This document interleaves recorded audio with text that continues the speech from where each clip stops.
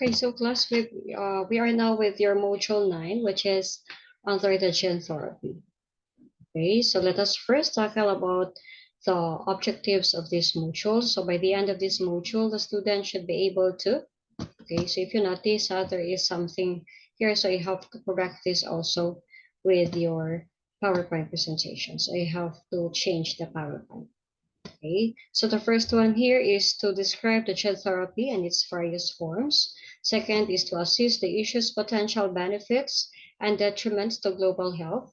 Third is to creatively present in the importance of science and technology to society. Okay, so let's start first, define what is gene therapy. So it says here that the gene therapy is an experimental technique. So it is the term here is an experimental technique. Okay, so this is about to correct the defective genes responsible for disease development. So because of that defective genes, it is necessarily, which is the main cause of a disease development, is that it is necessarily to apply this gene therapy. Okay, so later makikita nyo sa inyong PowerPoint presentation kung anong meaning no ng defective genes. Okay, gene therapy works by introducing a healthy copy of a defective gene into the patient cells. So it says here that you have to introduce the healthy copy.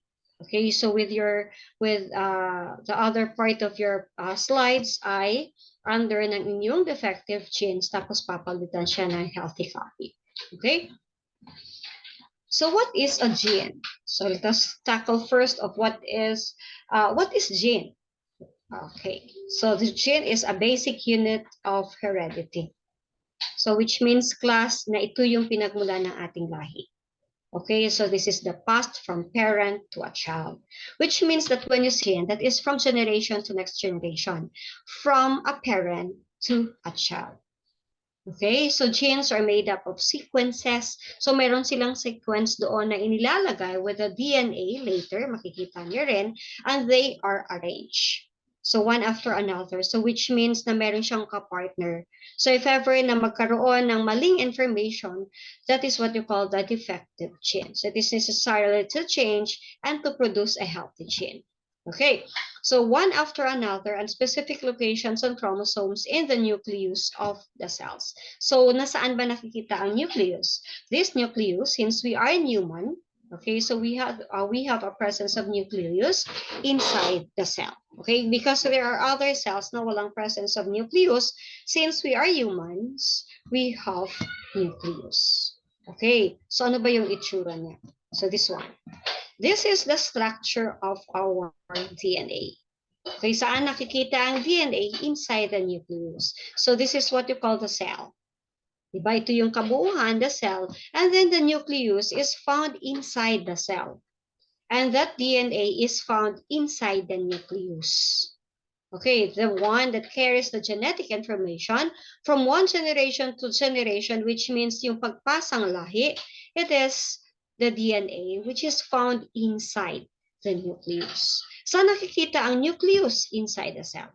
So since we are humans, so we have nucleus. The other living organisms, so when you say living organisms, mga buhay, even the bacteria class, they are considered as living organisms. Why? Because they multiply. The viruses, ang bilis nilang mag-multiply because they are living organisms. And this DNA is found inside the cell, which is inside the nucleus. And that chromosomes, ito naman ang binibitbit ng ating parents during sex-called reproduction. So when you say sex-called reproduction, so partner ng tatay at saka ng nanay. So the 23 chromosomes came from your father and the 23 chromosomes came from the mother. Kaya nga na-form kayo as anak. Okay? And this gene, okay, ang pagbubuo ng gene, so from generation to another generation or from parent to a child, ay meron siyang sequence. Yun yung sinasabi dun sa definition. So your C ay kapartner ang G, ang T ay kapartner sa A. Magka-partner yung class ha, hindi mo sila pwedeng papalitan. Either yan. Kung mauna ang G, ang kapartner niya ay G. Kung mauna ang A, ang kapartner niya ay T. Pag mauna ang T, kapartner niya ay A. Ganun ang kanyang sequence. Hindi sila pwedeng papalitan. Kaya nagkakaroon ng defective. Why? Because ang kanyang kapartner ay iba na. Okay, this one.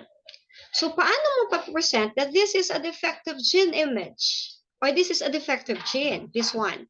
Diba sabi ko, the DNA looks like a ladder. Para siyang hagdanan, stairs. So, may partner yon. So, this A, example, there is letter A here. Ang kapartner niya is T.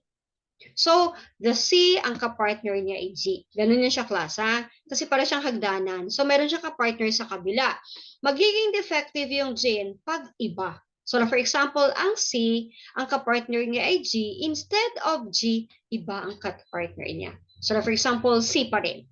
Walang changes. Which means that is a defective gene. Doon mo na makikita siya, class.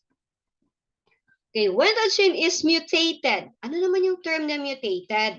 So, ano yung mutated? Papalitan. So, the gene, when the gene is mutated, pag pinalitan daw yung gene defective, the gene that codes for the normal protein is altered. Magbabago ngayon. Okay, papalitan siya, and the results in producing an abnormal or non-functional protein pag defective. Diba magka-partner? So, kung defective, iba ang kanyang sequence. Iba ang kanyang information na ibinigay. So, like for example, diba, like for example, pag friends kayo, diba, pag nag-uusap kayo, tapos i-relay yung message mo sa iba, nagbabago, nagiging chismis man. Parang ganito. Okay, kailangan kasi ay may sequence at may susundin. Pag mali ang message na ibinigay, which means magiging defective. So, inheriting a defective gene. So, ibig sabihin, pag defective yung gene na mamanahin mo, magkakos ito ng iba't ibang sakit. Okay, it is not only about the cancers. What is gene mutation? So, when you say gene mutation, as I have said, change.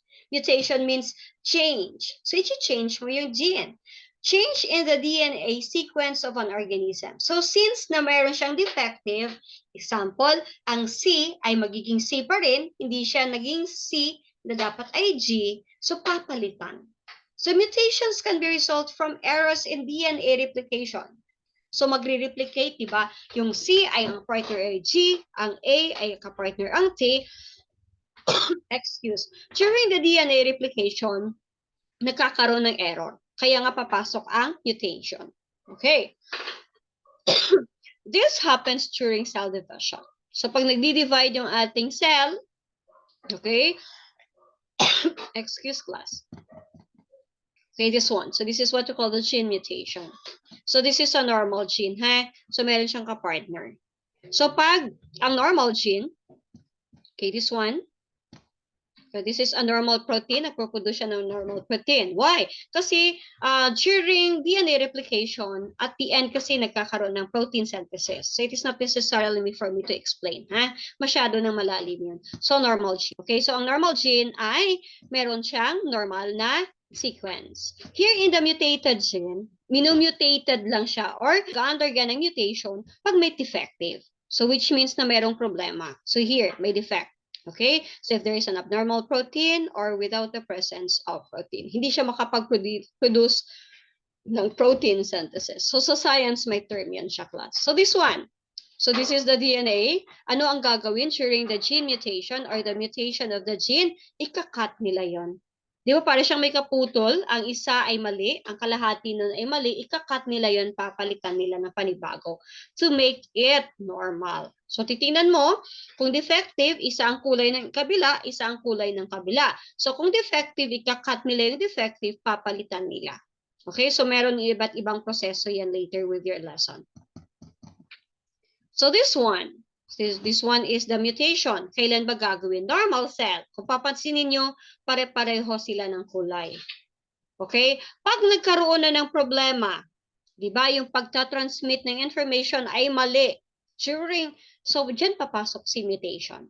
Ika-cut or i-change. Why? Because pag hindi yan i-mutate or hindi yan tatanggalin, tingnan nyo, class, yung abnormalities magmo-multiply. Okay, dadami yan ang dadami at yun ay magiging tumor. Okay, magiging tumor at magiging malignant tumor pag hindi inagapan. Sometimes, yung mga nagme-metastasize ay yung mga late stage of cancer, yung mga kumakalat na, yun yung mga hindi na mag-aagapan. At ang cause sometimes sa ilang months lang patay na sila. Because of that rapid multiplication or the rapid growth, ang bilis nilang dumami because they are living organisms. Cells are the smallest particle which is part of the living organism. So they can they can produce, they can multiply. Napakarami nila. Dadami sila and they spread to the other parts of the body that which is the cause of death. Okay, next.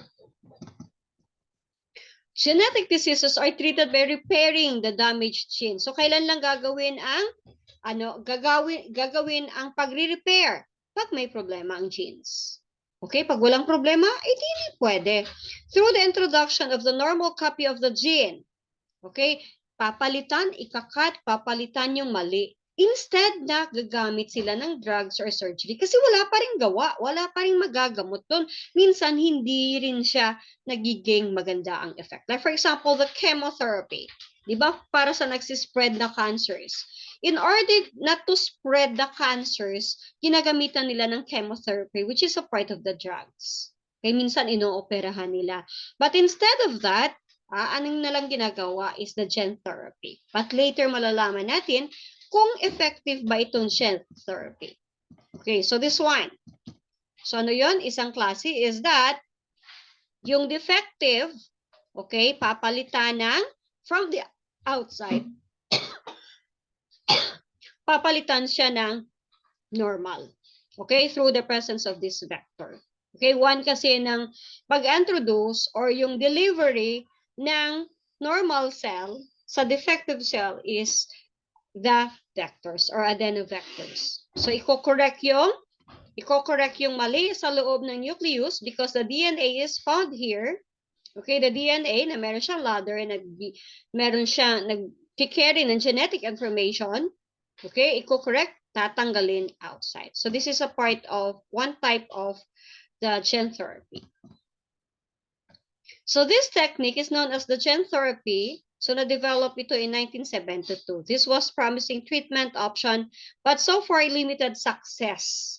So, may limitasyon ang nagiging successful ang paggamit ng ganitong technique. Gene therapy remains risky. So, which means delikado pa rin, dangerous, and still under study. Okay? Sa kahit mahal, gumastos ka man, kahit marami ka pang pera, kahit magpa-gene therapy ka rin, merong pa ring risk factor. Okay? Make sure that will be safe and effective. Siyempre naman, kasi this currently being tested only for diseases that have no other cures. Yung mga mayayaman, na they are still in denial, not in acceptance. In the acceptance stage, hindi nila kayang tanggapin na mamamatay na sila. So, nagpapagawa sila ng gene therapy. Okay, like for example, sa Kino, ang daming ginagawa. And one of those siguro na ginagawa is that the gene therapy. We don't know. The stem cells.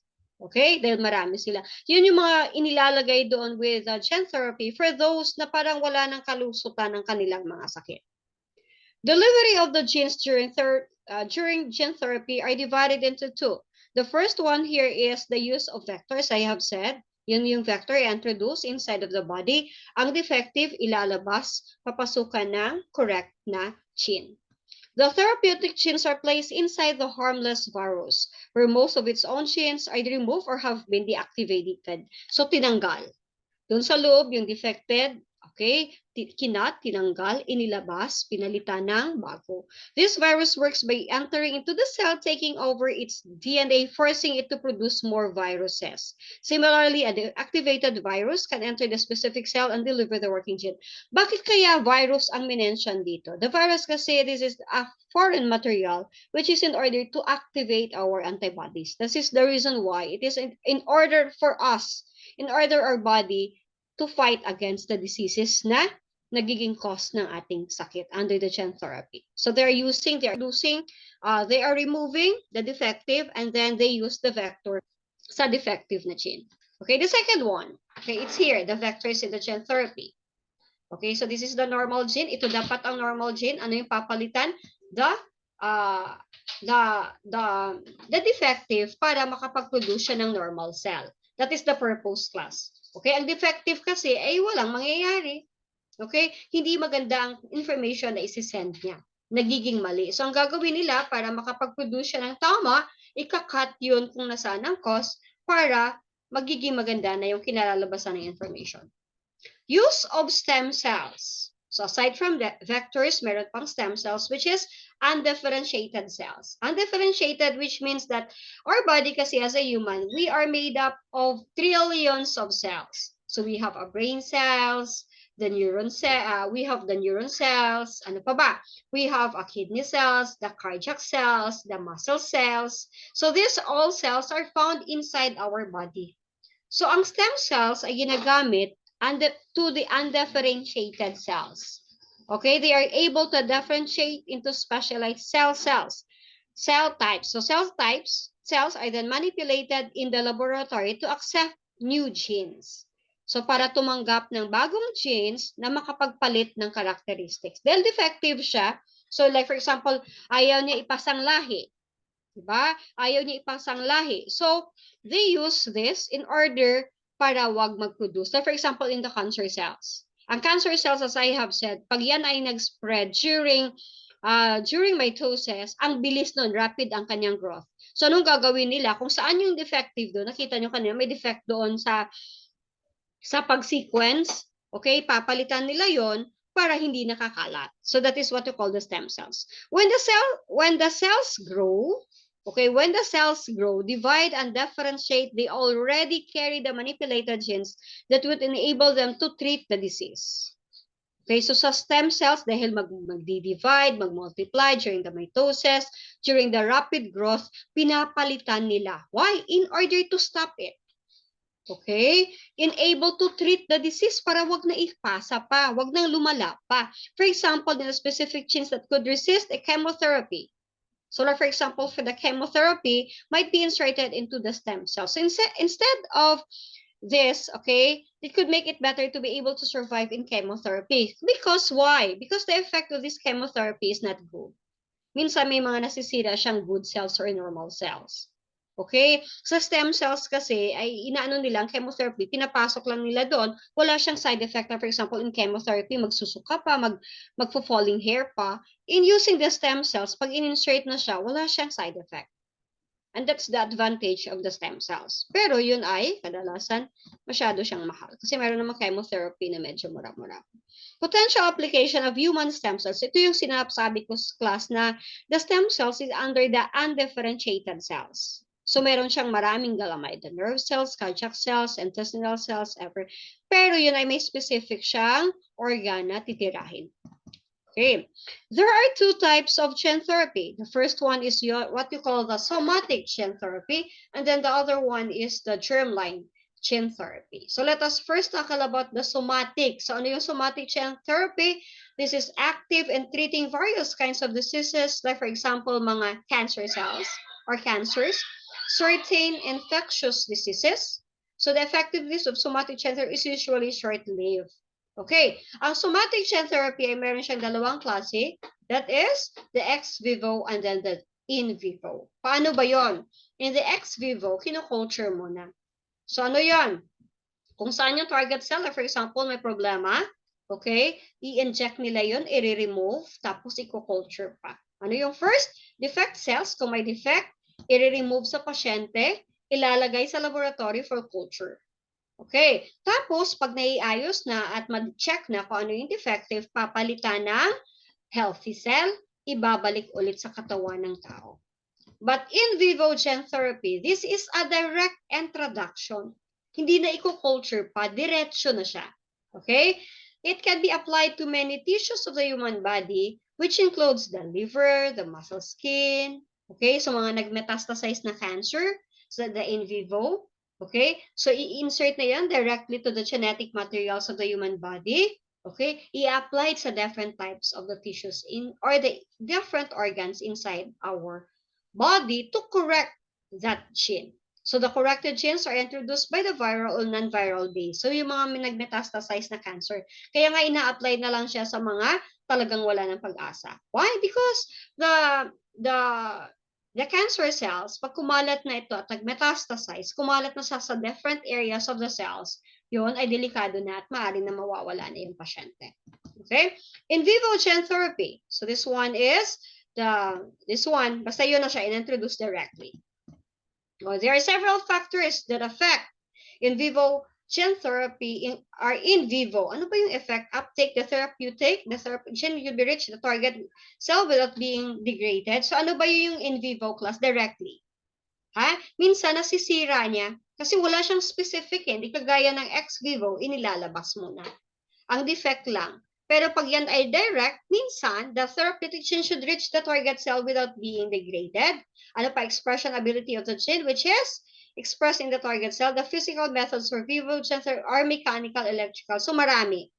Okay? Marami siyang masasagdasan, I think. It is, in vivo gene delivery is simple because it is accomplished by single step of direct vector. Si diretsyo kasi, hindi mo na siya kailangan ni culture. But sometimes, syempre meron din sila mga side effects or maari din. Kasi sa target cell mo yun ang ano mo. Pero during the metastatic type of cancer, okay, klase, pag metastatic, minsan kasi ang target cells ay traidor yun klase. Minsan, hindi pa rin siya controllable. At maari pa rin siyang mamamatay. Paano yun kung hindi makita yung target cells? Paano kung kumalat na siya sa iba't ibang cells? Okay?